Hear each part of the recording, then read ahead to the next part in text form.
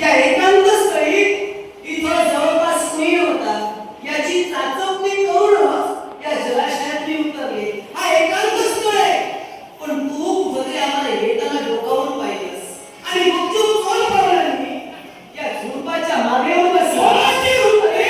चोर तो चोर शिरतो मला विचारतोस आणि तुला लाज कशी वाटली नाही? एक परस्त्री विवस्त्र ओढीत असणारे सगळ्या प्रातःकाली करते आणि तू डोकावून पाहतोय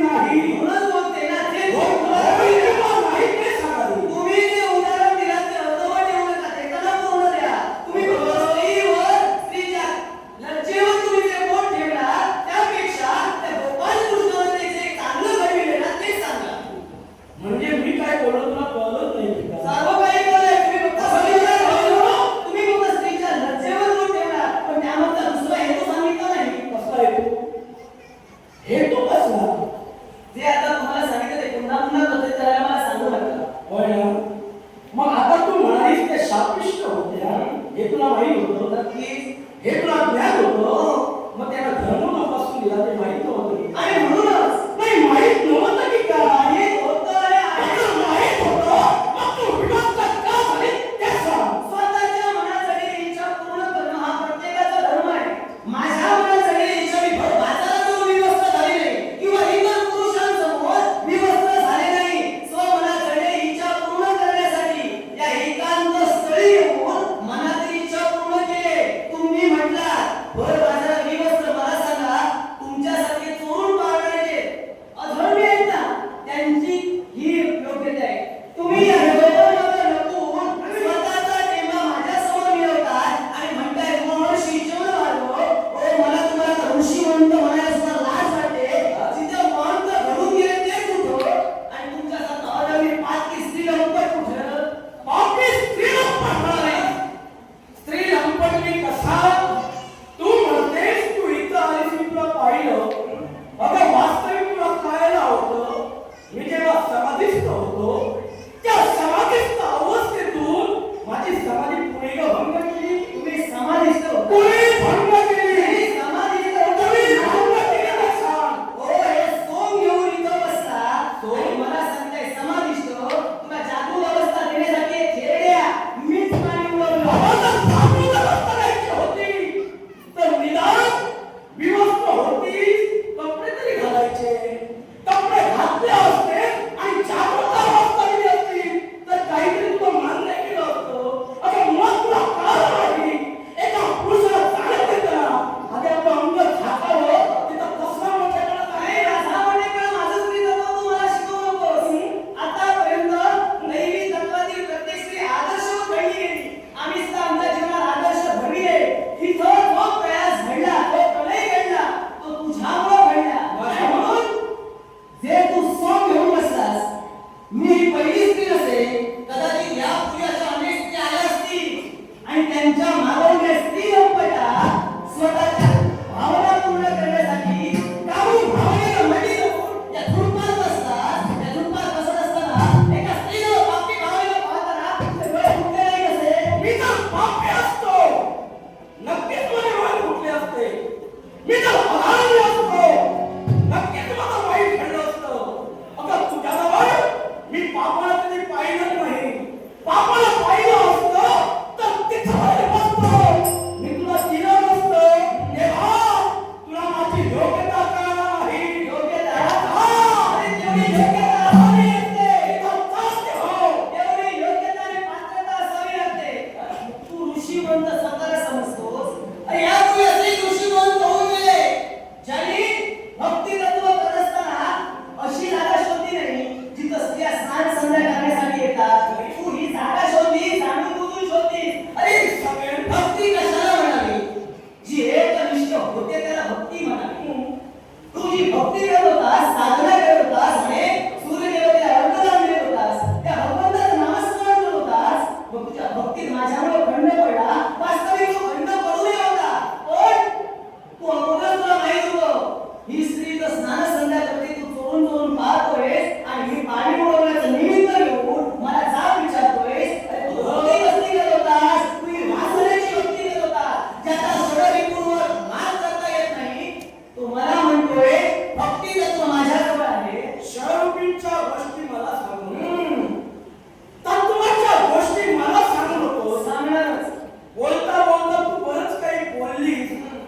तुला आधी स्त्री आहे हे जर कळालं असतं तर माझी योग्यता कळाली असती. तुझं कसं झालं? चोर तो चोर आणि वर शिरतो. नाही नाही, तुमचं कसं मला माहितीये. चोरानं जर का चोरी कबुली केली असती तर न्यायाचे न्यायालयात कधी भरले नसते. आज चोरच म्हणतोय मी चोरी केली नाही, त्याला साक्ष द्यावी लागते आणि इथं साक्ष देण्यासाठी माझ्याशिवाय दुसरं कोणी आहे नाही. पण एका स्त्रीजवळ पापी भावनेने पाहणारा पुरुष स्वतःला तत्वनिष्ठ म्हणतोय. तू जर एवढा प्रामाणिक भक्त जर का साधना जर का करत होतास तर मला सांग, माझ्यामुळे तुझ्या भक्तीत खंड पडला, मग तुझे सामर्थ्य भक्ती तत्व गेलं कुठे? भक्ती तत्व सामर्थ्य मी तुला आताही दाखविलं. काही गरज नाही. नाही गरज नाही होय. समजलं, दिसतंय समोर. प्रत्येक गोष्टीला मेधा मर्यादा असतात. तू काय केलं? इथं आलीस, मला उठविलंस,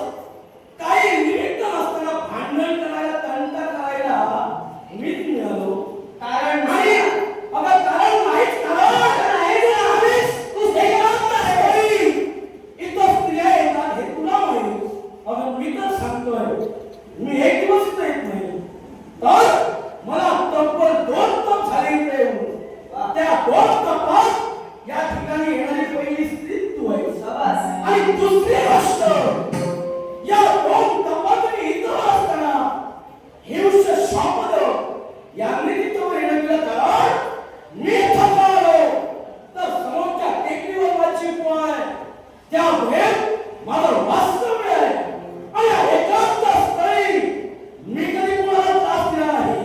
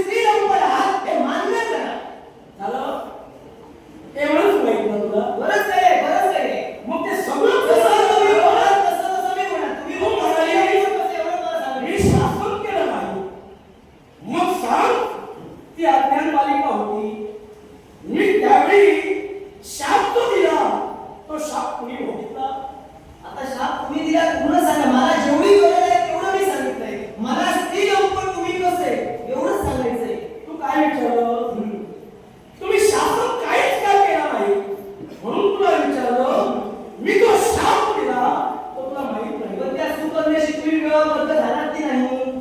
मी सांगतोय ना. मग सांगा ना. कारण शाबू दिला कुणाला कुणी भोगीतला हे तूच सांगायला हवं. मला गरज नाही. मला शाबासकी आहे तुमच्या. एवढंच आहे, तुम्ही स्त्री लंपट कसे एवढं मी आता मी तुला काय म्हटलं? कारण तू अर्धवट सांगितलं. हे जर पूर्ण बोलली असतीस काही हरकत नाही, नाही. यापूर्वी तुम्ही सुद्धा अर्धवट बोलले. त्याच्यानंतर तिच्याशी मी लग्न केलं याला कारण राजा शर्यती म्हणजे तिचा बाप आणि त्या बापानं माझ्याजवळ दयावया केली. तुला माहित नाही शाप मी भोगितला. तो शाप ज्याने भोगितला तो रोगी म्हणून या विश्वात जगला. पण हे जे तारुण्य तुला दिसतंय, हे जे तारुण्य दिसतंय ना कारण म्हणजे ती सुकन्या होय. कारण ज्यावेळी आता शर्यतीनं माझ्याजवळ लग्न करण्यासाठी स्वतः सांगितलं तिला तेव्हा राजाच्या विनवणीला मी मान दिला आणि तिच्याशी लग्न केलं. पण त्याच सुकन्यानं अश्विनी कुमारांची भक्ती केली आणि त्या भक्तीचा श्रेय म्हणून त्या अश्विनी कुमारांनी हे तारुण्य मला दिलं, गेलेले नेत्र मला दिले. हे तुला माहित नव्हतं? मला माहित आहे. फक्त माझा विषय तुमच्याबद्दल एवढाच आहे. जर का तुम्ही स्त्री तत्वावर वाईट नजरेनं पाहू शकता, यापूर्वी तुम्ही असंच घडविलात. एवढ्या त्या वेदना सहन केल्यात, पण ती वेदना तुम्हाला सहन झाली आहे का? तर तुम्हाला डोळे भरून पाहायचं होतं, तुम्हाला ते लग्न करायचं होतं. या तुमच्या भावना त्या म्हातार वयात सुद्धा पूर्ण करून स्वतःच्या बायको करवी हे चिरतरुण तुम्ही मिळविला. मग मला सांगा, हा स्त्री लंपोट या पानवटीच्या ठिकाणी आतापर्यंत जो बसला आहे, तो स्त्री लंपोट. तू ऋषी मानतो आहे, तू साधू संत आहे, तू एक भोलू आहे, भोलू. अरे अंगा लावूया, ए, साधूया, प्रतीक बाबो. त्यातला भोलू, भोलू. ए, तुझ्यासाठी हे अंगाला तू भस्म भासलाय. याला भस्म म्हणत नाही. अरे तुझ्यासाठी श्वानच राखे तिथले होते. अरे आपले कोण आहे? श्वान आहेस तू. अरे वृक्षाला छाया. आई माझे कोणाला श्वास तुला स्त्री लंपट का म्हटलं? अरे वृक्ष तिथं छाया, वृक्ष तिथं छाया आणि कोण तिथं छाया.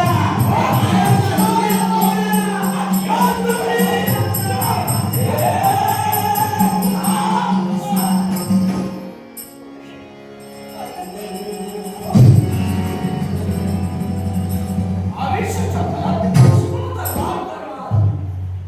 थांबी शब्द कोण? चित्रांगद गंधर्वाची जाण असतात. गंधर्वराज ही तरी कोणती आहे? माझी धर्मपत्नी बायको म्हणून थांबल्यात का? मुळीच नाही. हं? एका स्त्रीनं केवळ तिच्या मुखात वाट किंकाळ्या ऐकू आल्या आणि त्या किंकाळ्यांसाठी माझी पावले थोडी काय करत होता? आमचं किंकाळ्या ऐकू आल्या. मी काय करत होतो? तिला विचार. जेणेकरून तुलाही कळेल इथं काय घडलंय. विचार केला. विचारण्याचा प्रश्न उद्भवत नाही. कारण नेत्रासमोर स्थिती दिसते. म्हणजे तुला नेमकं काय म्हणायचंय? नेमकं एकच. कारण एक स्त्री एका खंडात क्रांतारी एकटी असताना केवळ स्वस्वार्थ परिपूर्ण करण्याच्या उद्देशाने तुमची पावलं कशावरून पडली नसते. स्वस्वार्थ म्हणाला. गंधर्वराज घडलेल्या प्रसंगात तू अनभिज्ञ आहेस. याचा तुला कशाची जाणीव नाही. एकच तुला सांगेन मी सरळ आणि स्पष्ट. जो इथं प्रकार घडला या परिपूर्ण दोष तुझ्या बायकोचा आहे. कोणत्या पद्धतीने समोरच्या व्यक्तीची योग्यता तुला कळाली नाही आणि तो धर्म गोपाळ कृष्णाला आखून दिला. त्या गालबोटीनं लागलं आणि म्हणून एवढं असून सुद्धा आरोपी मला धरले. तुम्हाला धरतो याच्या मुळाची कारण एकच.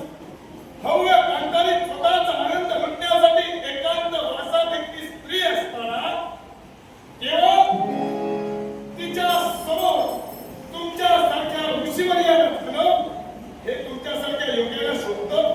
मी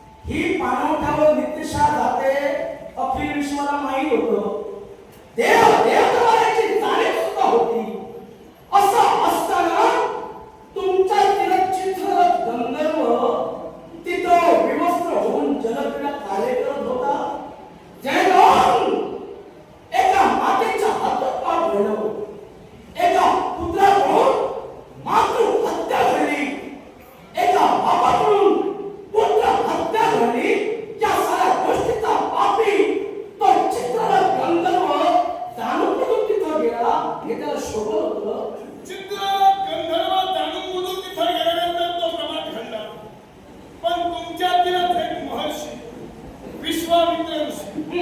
या विश्वामित्र ऋषींची तपश्चर्या भंग करण्यासाठी देवराज इंद्रांनी मेनकेला पाठविलं. मग